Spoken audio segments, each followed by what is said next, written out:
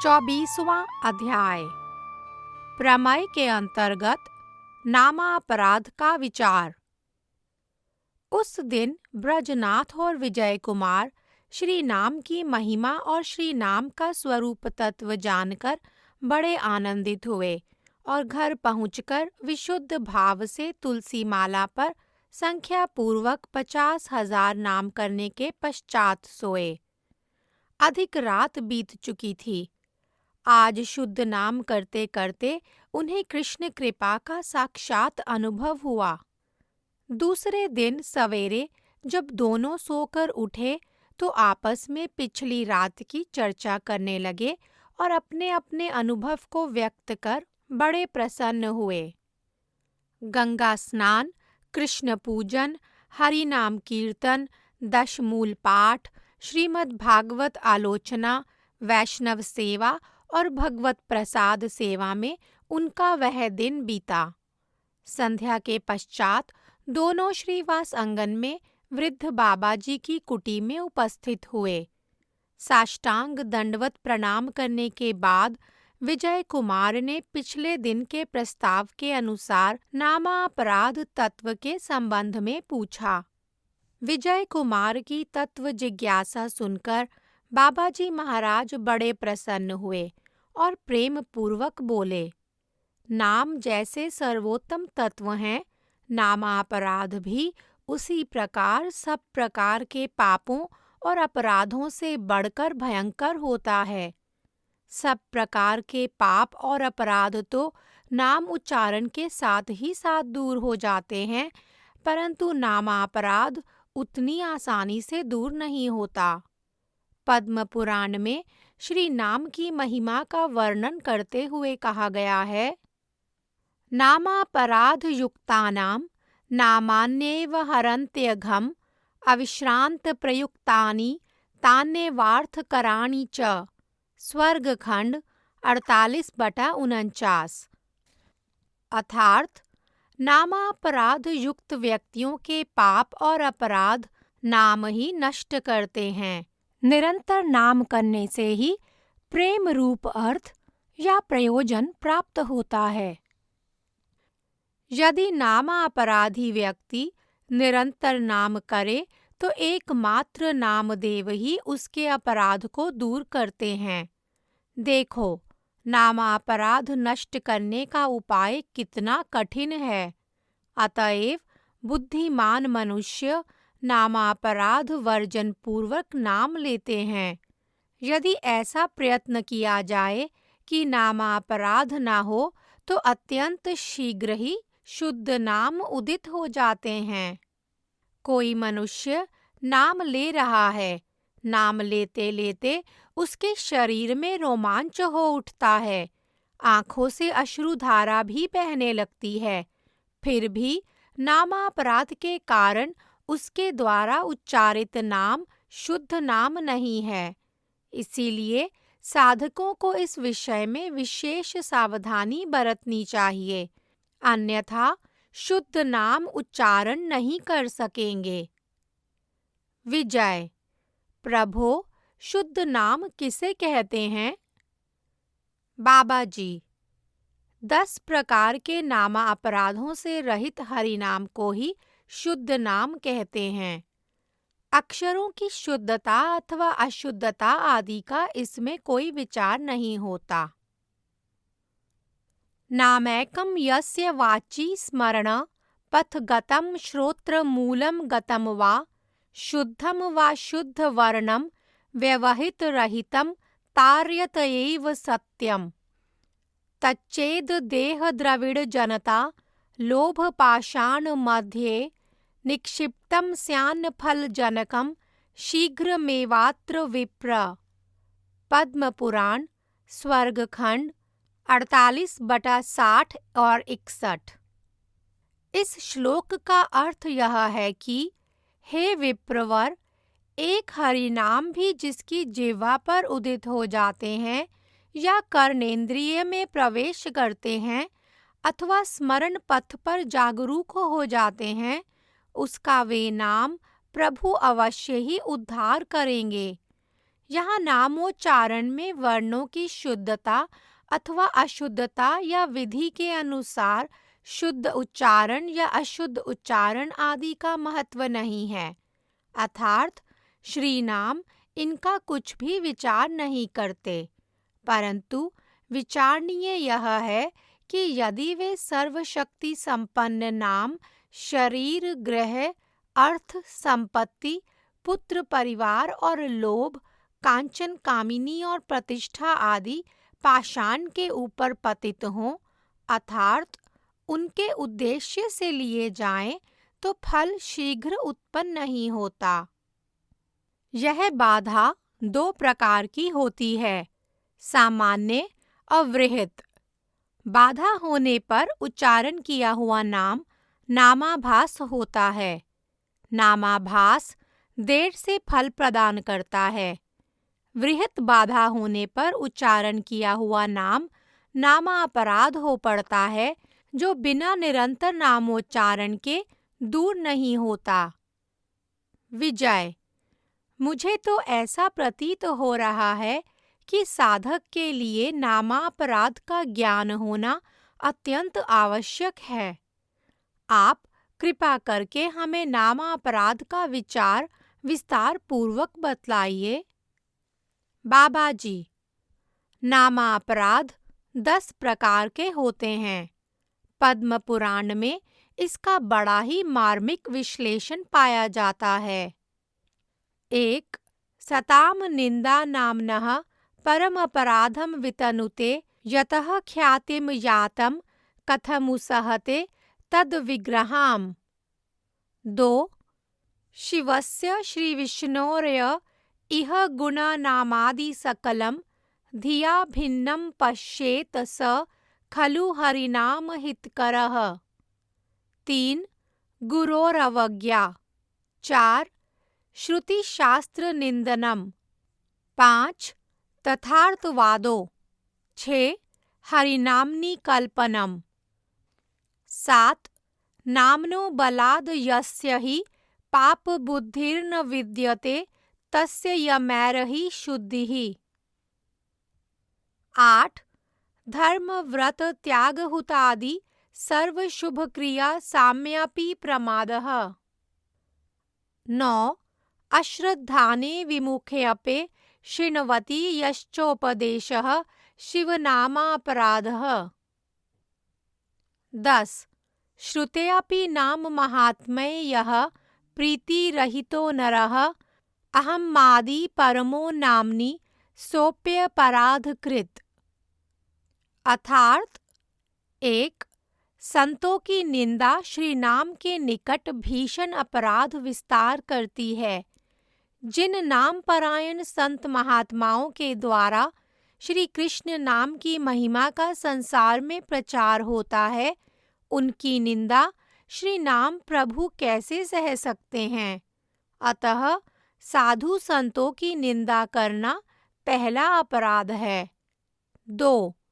इस संसार में जो मनुष्य बुद्धि द्वारा परम मंगलमय श्री विष्णु के नाम, रूप, गुण और लीला आदि में भेद दर्शन करते हैं, अर्थात भौतिक पदार्थों की तरह ही श्री विष्णु के नाम, रूप, गुण और लीला को नामी विष्णु से पृथक मानते हैं, अथवा शिव आदि देवताओं को विष्णु से स्वतंत्र अथवा विष्णु के समान मानते हैं, उनका वह हरिनाम या नामापराध निश्चय ही अहितकर है।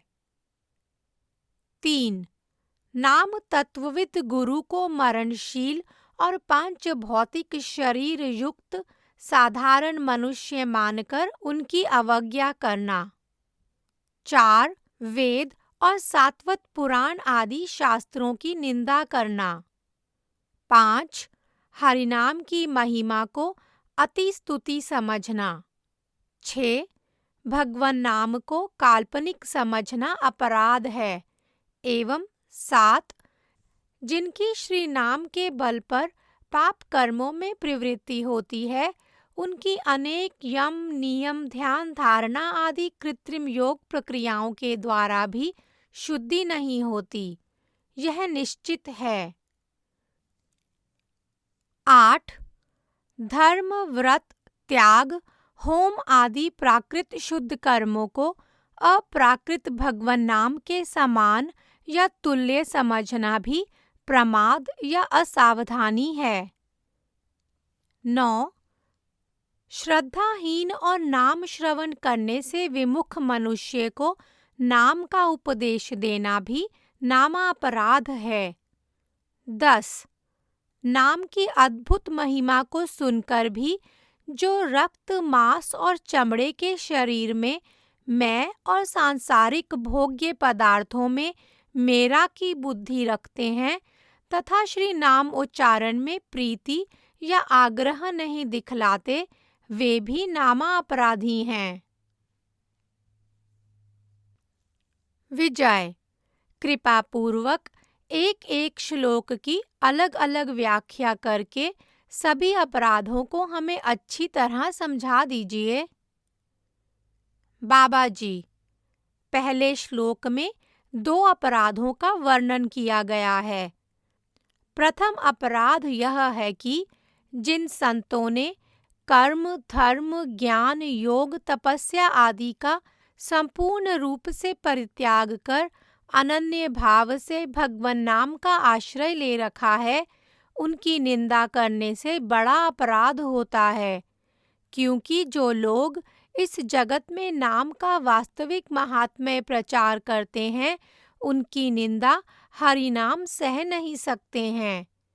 एकांतिक नाम परायण संतों की निंदा नहीं करनी चाहिए, बल्कि उन्हें सर्वश्रेष्ठ साधु मानकर उनके संग में रहकर नाम कीर्तन करना चाहिए।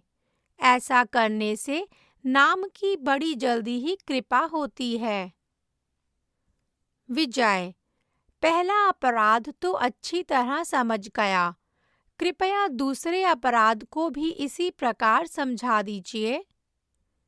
बाबा जी, पहले श्लोक के दूसरे भाग में द्वितीय अपराध का उल्लेख है। उसकी व्याख्या 2 प्रकार से की जा सकती है। पहली व्याख्या यह है कि देवताओं के अग्रणी सदाशिव और श्री विष्णु दोनों के नाम और गुण आदि को बुद्धि द्वारा पृथक मानने से नामापराध होता है। तात्पर्य यह है कि सदाशिव को भगवान श्री विष्णु से पृथक एक स्वतंत्र शक्ति सिद्ध ईश्वर मानने से बहु ईश्वरवाद का दोष उपस्थित हो पड़ता है। इससे भगवान के प्रति अनन्य भक्ति में बाधा पैदा होती है।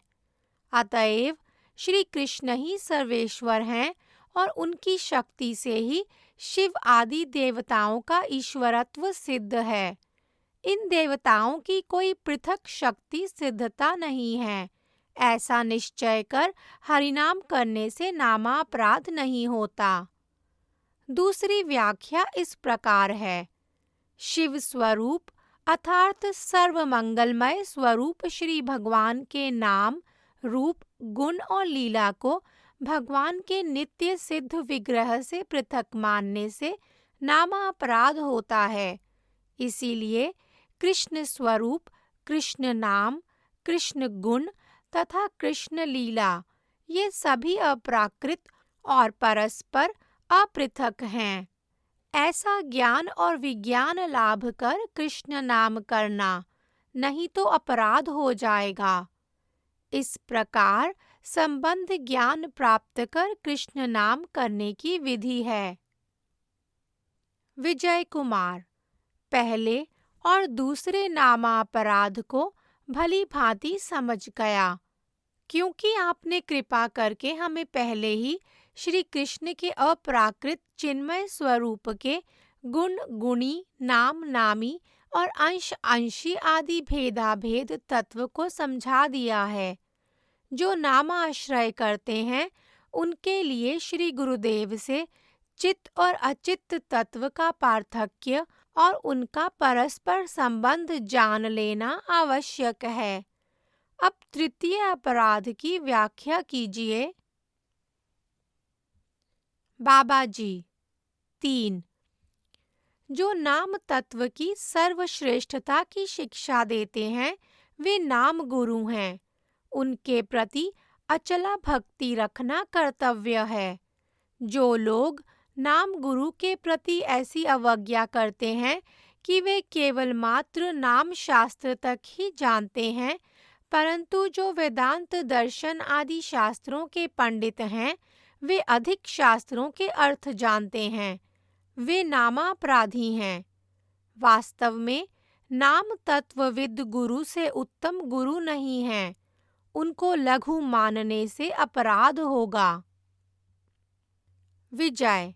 प्रभो, यदि हमारी आपके प्रति शुद्ध भक्ति रहे तभी हमारा कल्याण है। कृपया चौथे अपराध की व्याख्या कीजिए। बाबा जी।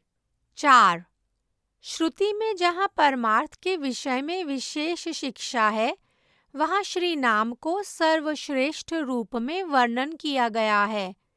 जैसे हरि भक्ति विलास 11/274 और 276, धृत ऋग्वेद 1 मंडल 156 सूक्त 3 मध्य। ओम आस्य जानन्तो नाम चिद विविक्तन महस्ते विष्णु सुमतिम भजामहे। अर्थात, हे विष्णु, जो मनुष्य तुम्हारे नाम का विचार पूर्वक सत्य उच्चारण करते हैं, उनके भजन आदि नियमों में कोई गड़बड़ी नहीं होती। अर्थात, श्री नाम ग्रहण में देश, काल और पात्र या अधिकारी की विषमता का विचार नहीं है, क्योंकि नाम ही ज्ञान स्वरूप हैं, सर्व प्रकाश स्वरूप हैं और परम ज्ञातव्य विषय हैं। अतएव हम नाम की वंदना करते हैं। ओम तत्सत।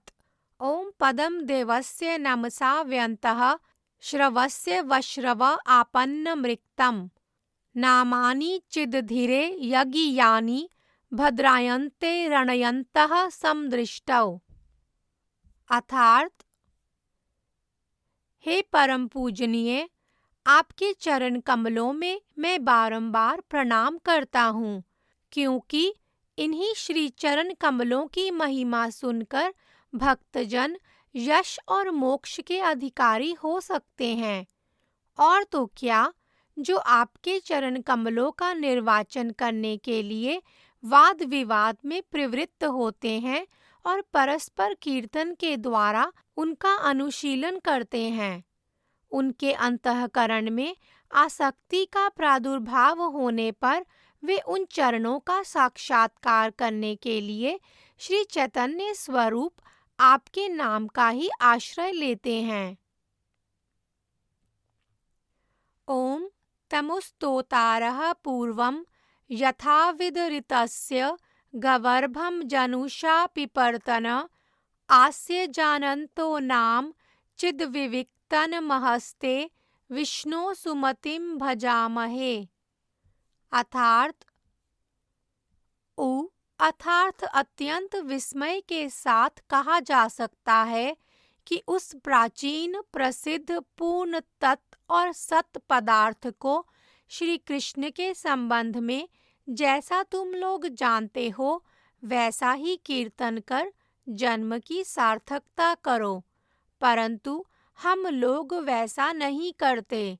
इसका कारण यह है कि जब हम यह नहीं जानते कि उनका स्तव अथवा कीर्तन कैसे किया जाता है, तब चिर निर्वच्छिन्न नाम करना ही हमारा नित्य कार्य है।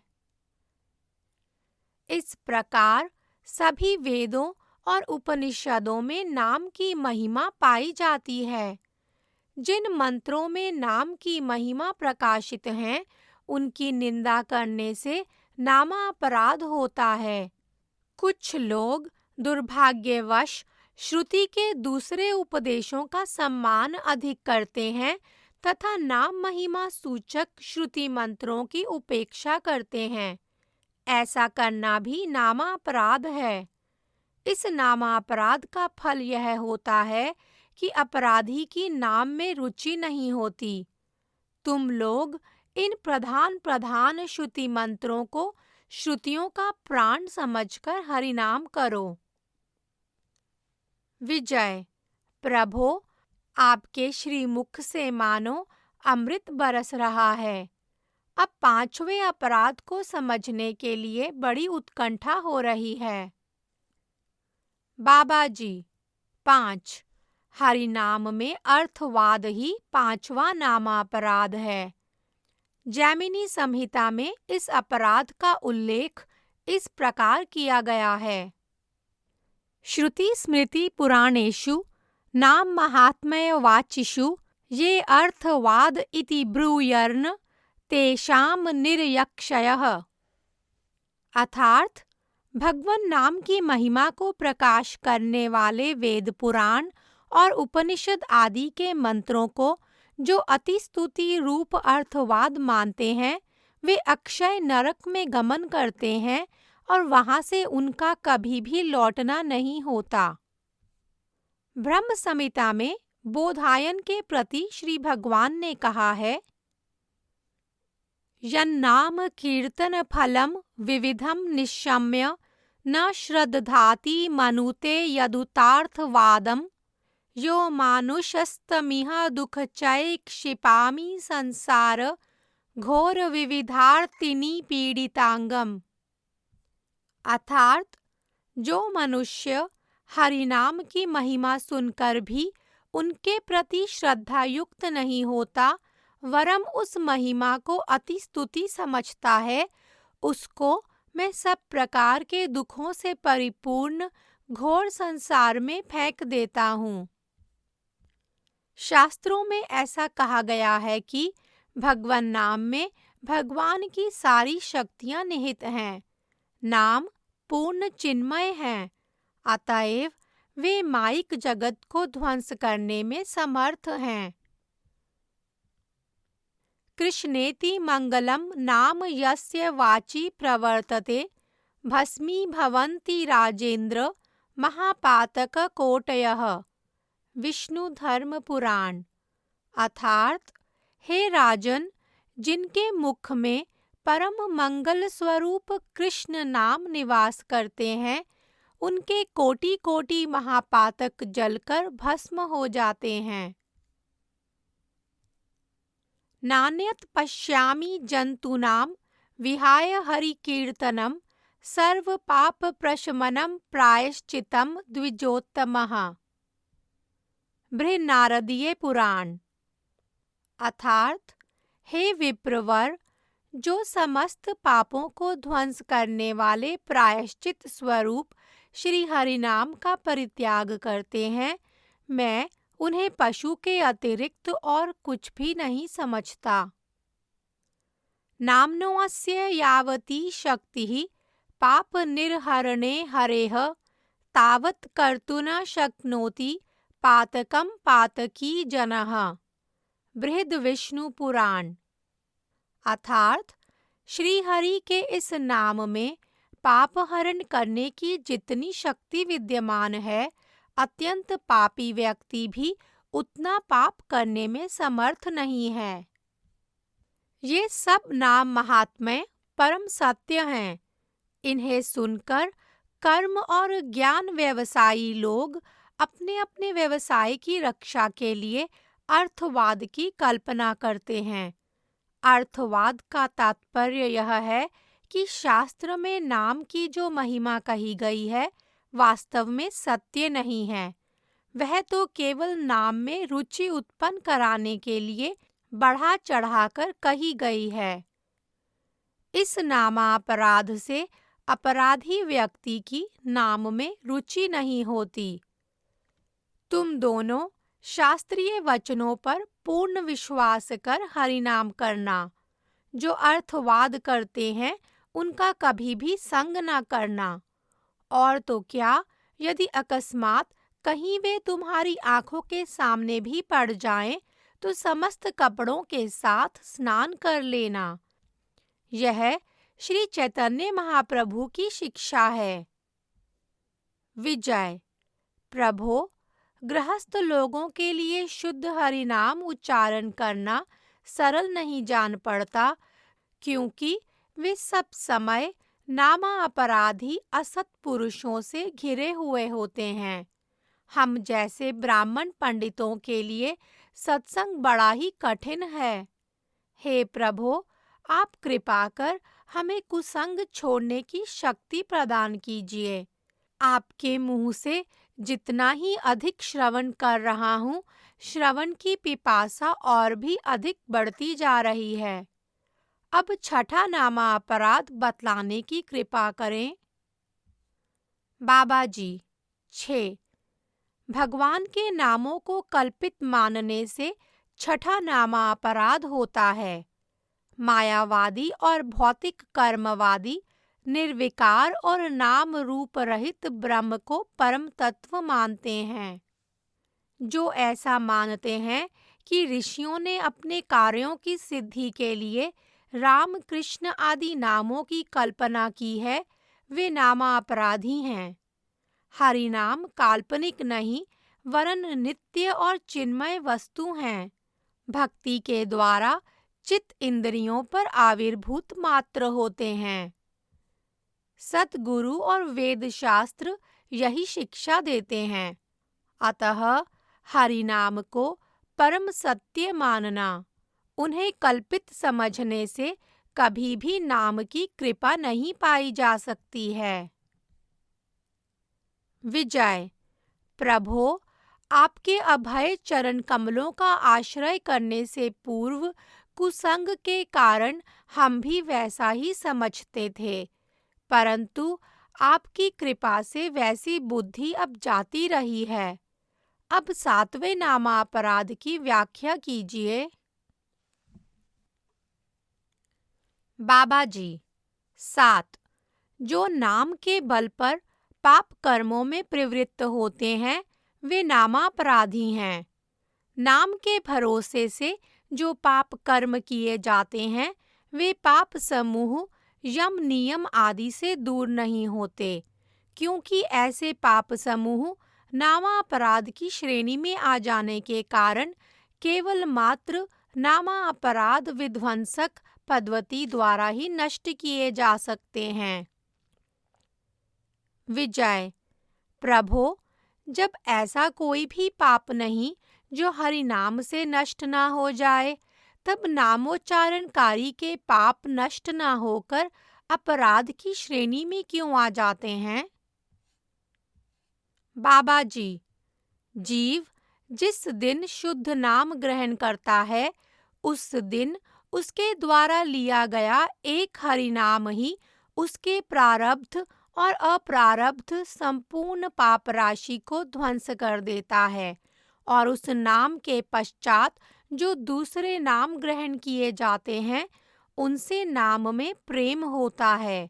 अतएव शुद्ध हरि नाम करने वाले पुरुषों में पाप बुद्धि का रहना तो दूर की बात है, पुण्य कर्मों में भी उनकी रुचि नहीं होती।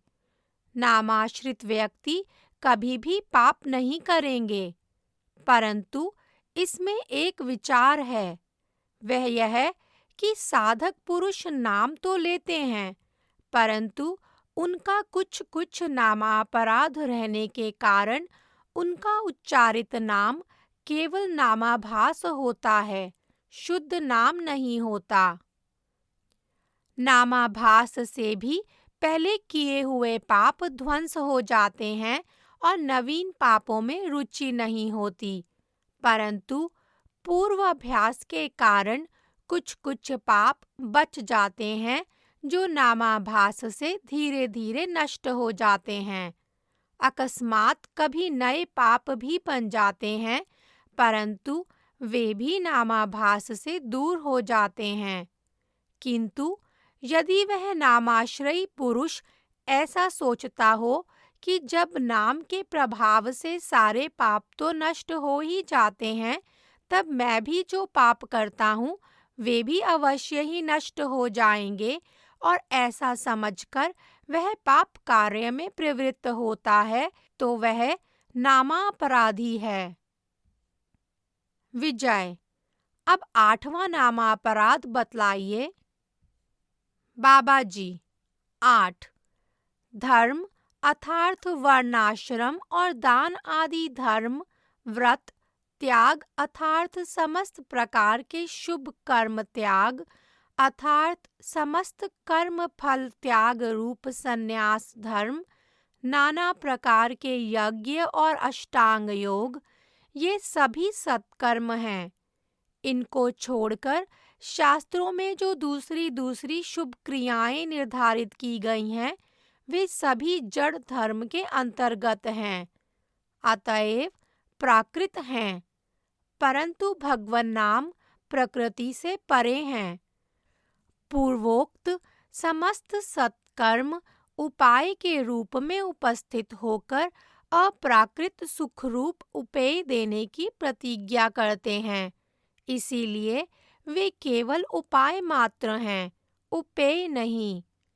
परंतु हरिनाम साधन के समय उपाय होने पर भी फल के समय स्वयं उपेय है। अतः हरिनाम के साथ किसी भी सत्कर्म की तुलना नहीं की जा सकती। जो लोग ऐसा करते हैं अर्थात हरिनाम और सत्कर्मों को बराबर मानते हैं, वे नामापराधी हैं। यदि कोई उन कर्मों से मिलने वाले तुच्छ फलों के लिए श्री हरिनाम से प्रार्थना करते हैं, तो वे नामापराधी हैं, क्योंकि इससे अन्य अन्य सत्कर्मों के साथ श्री नाम की साम्य बुद्धि हो पड़ती है। तुम लोग सत्कर्मों के फलों को तुच्छ जानकर हरिनाम का अप्राकृत बुद्धि से आश्रय करो, इसी का नाम अभिधेय ज्ञान है। विजय, प्रभो, हम यह भली भांति समझ गए कि हरिनाम के समान और कुछ भी नहीं है। अब नवे अपराध के संबंध में बतलाइए। बाबा जी, 9। वेदों में जितने प्रकार के उपदेश हैं, उनमें हरिनाम का उपदेश सर्वश्रेष्ठ है। जिनकी अनन्य भक्ति में श्रद्धा हो गई है, वे ही हरिनाम के यथार्थ अधिकारी हैं। जिनको वैसी श्रद्धा नहीं है, जो अप्राकृत हरि सेवा से विमुख हैं एवं हरिनाम श्रवण करने में जिन्हें अरुचि है, उन्हें हरिनाम का उपदेश देने से नामापराध होता है। वैसे लोगों को यही उपदेश श्रेयस्कर होगा कि हरिनाम ही सर्वश्रेष्ठ है और हरिनाम ग्रहण करने से सबका कल्याण होगा। योग्य अधिकारी के अतिरिक्त दूसरों को हरिनाम नहीं देना चाहिए। जब तुम परम भागवत हो जाओगे, तो तुम भी शक्ति का संचार कर सकोगे। सर्वप्रथम जीव में शक्ति संचार कर उसमें नाम के प्रति श्रद्धा पैदा करो, पश्चात उसे हरिनाम उपदेश करना।